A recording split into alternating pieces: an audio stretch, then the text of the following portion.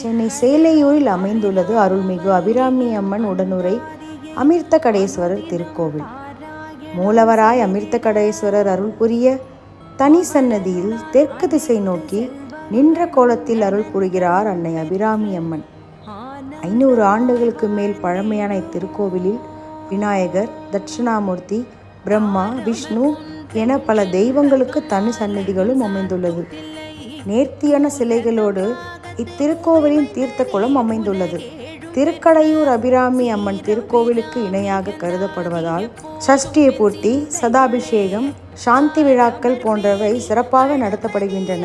பிரதோஷம், மகா சிவராத்திரி, பங்குனி உத்திரம், ஆடி வெள்ளி என என்றும் சிறப்பு பூஜைகளோடும் திருவிழாக்களோடும் விளங்குகின்றன இத்திருக்கோவில்.